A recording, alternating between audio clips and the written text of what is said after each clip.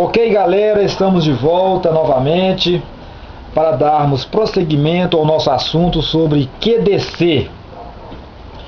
No último vídeo eu terminei de falar com vocês sobre a distribuição da fase ou das fases que chegam do medidor de energia elétrica até ao disjuntor geral, sendo distribuída ou distribuídas para os demais disjuntores terminais.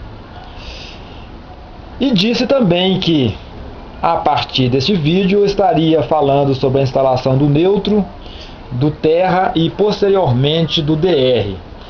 Mas eu vou abrir aqui um parêntese e antes de falarmos sobre neutro e terra, eu vou fazer aqui algumas experiências com vocês e depois nós vamos comentar sobre elas. Como vocês podem ver, tem aqui um disjuntor termomagnético, disjuntor da marca Sika, é um disjuntor DIN, o valor de corrente dele é de 10 amperes e ele é de curva C. Aqui é um disjuntor bipolar da marca Siemens, para mim a melhor, se não é a melhor, está entre as melhores do país. É um disjuntor do valor de corrente 16 amperes, também de curva C. Pois bem, pessoal, por padronização, os fabricantes recomendam que o condutor de fase deve ser instalado na parte superior dos disjuntores, o condutor de fase de alimentação. Repetindo, os fabricantes recomendam que o condutor de alimentação de fase sejam instalados na parte superior dos disjuntores termomagnéticos e na parte inferior a saída do cabo ou dos cabos para os circuitos terminais. Aqui nesses dois disjuntores, propositalmente eu instalei invertido. Esses dois cabos aqui são duas fases distintas e por aqui está chegando a alimentação nesses dois disjuntores, sendo que os cabos do lado de cá estão saindo para os circuitos, para as cargas.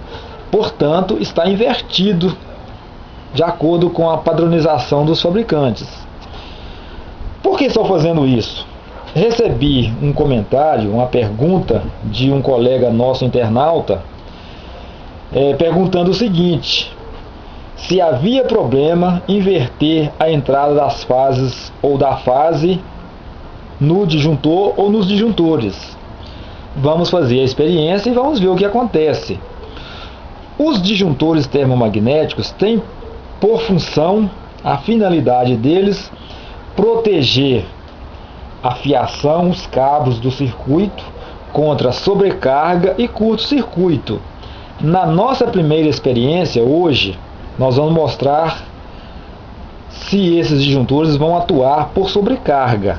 E no próximo vídeo nós mostraremos então se eles atuarão por curto-circuito, já que a função deles, de um disjuntor termomagnético, é proteger a fiação contra a sobrecarga, valor de corrente maior do que o disjuntor permite, portanto para proteger a fiação, os cabos, e também contra curto-circuito.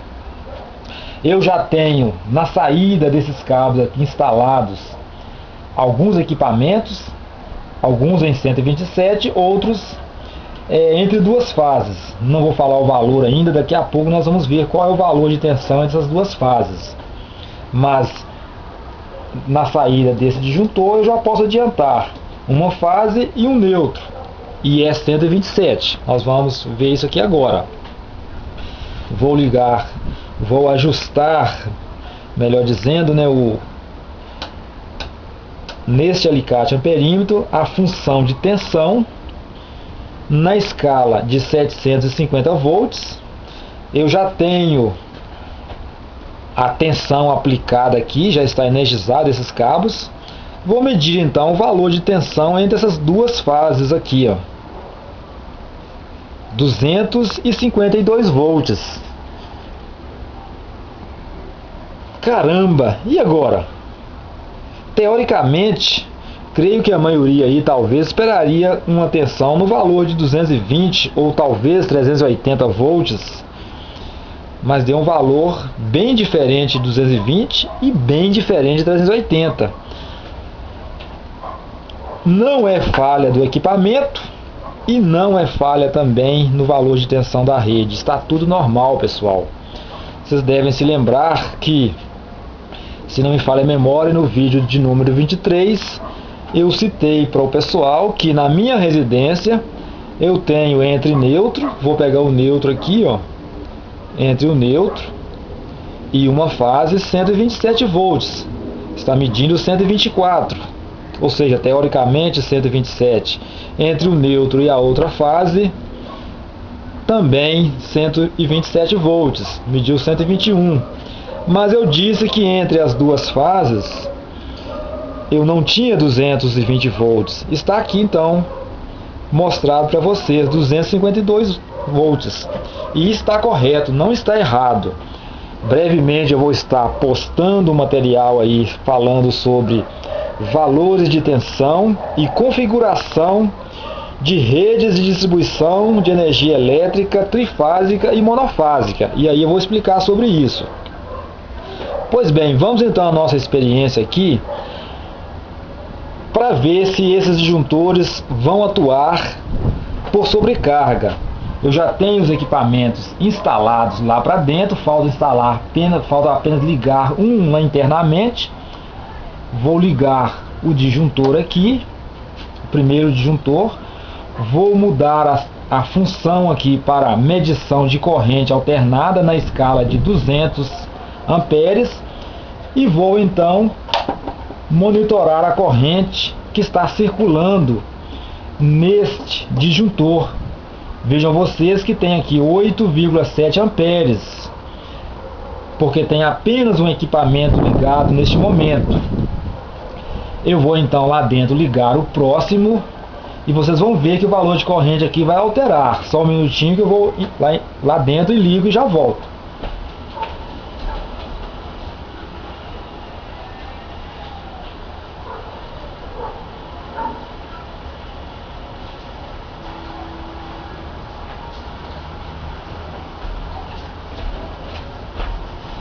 Ok, voltando. Quando liguei o segundo equipamento, veja para qual valor de corrente, pô, já atuou. Muito rápido. Não deu nem tempo de eu terminar a explicação. Quando eu liguei primeiro, o disjuntor aqui só tinha um equipamento ligado. O valor de corrente estava abaixo de 10 amperes. Ele não atuaria. Quando eu fui lá dentro e liguei o segundo equipamento, o valor de corrente foi para quase 20 amperes e imediatamente o disjuntor monopolar atuou, ele desarmou. Então, para sobrecarga, esse disjuntor aqui, ok, funcionou normalmente. Vou agora desligar o nosso equipamento de 127 aqui e vou então monitorar a corrente que vai circular nesse disjuntor aqui bipolar. Agora são duas fases, não é mais fase neutro, e vamos ver o que vai acontecer. Ligando.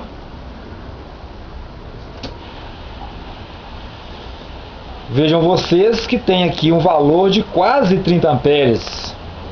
Esse valor provavelmente ele vai cair aqui um pouco, e eu vou explicar por quê. Eu tenho dois equipamentos ligados aqui nesse circuito. E um deles é um ferro elétrico automático de passar roupas.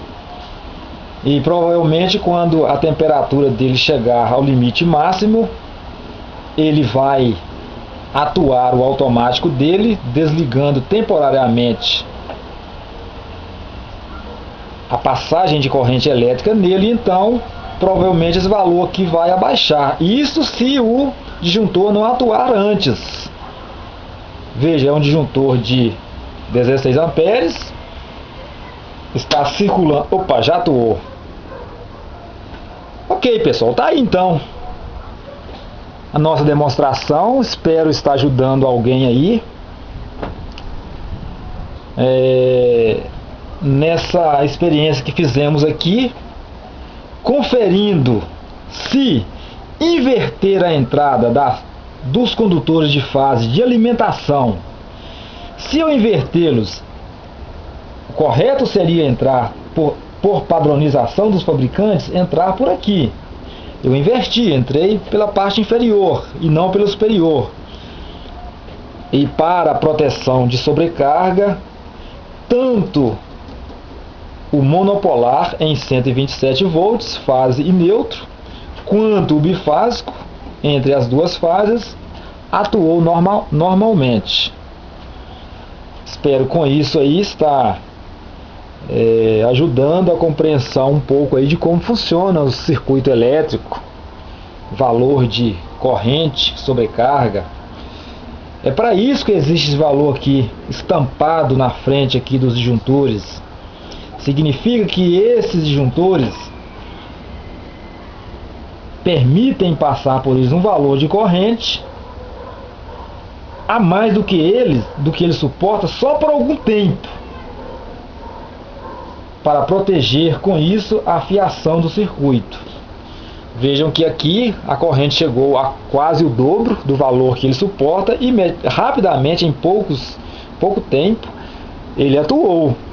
Da mesma forma este aqui, ele é 16 amperes, a corrente chegou a quase 30 amperes, mas internamente ele tem um dispositivo bimetálico.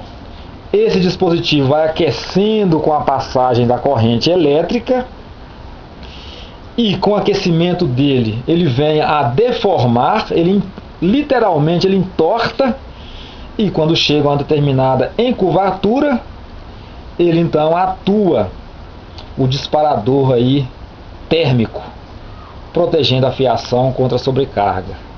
Pois bem, pessoal, futuramente eu vou falar especificamente só sobre disjuntores, sobre valores de corrente, como calcular, as curvas deles, os tipos de disjuntores diferentes, e então nós poderemos estar vendo algo com mais clareza, um pouquinho mais de profundidade teórica do que a demonstração de hoje. Hoje era apenas para comprovar se ele atuaria, ou se os dois disjuntores atuariam por sobrecarga. Então, está aí a experiência. E eles atuaram perfeitamente. Pois bem, pessoal, até o próximo vídeo, que é a continuação deste assunto. A experiência será sobre curto-circuito, com as fases entrando aqui invertido, se eles vão atuar ou não. Muito obrigado aí pela atenção e até o próximo vídeo aí.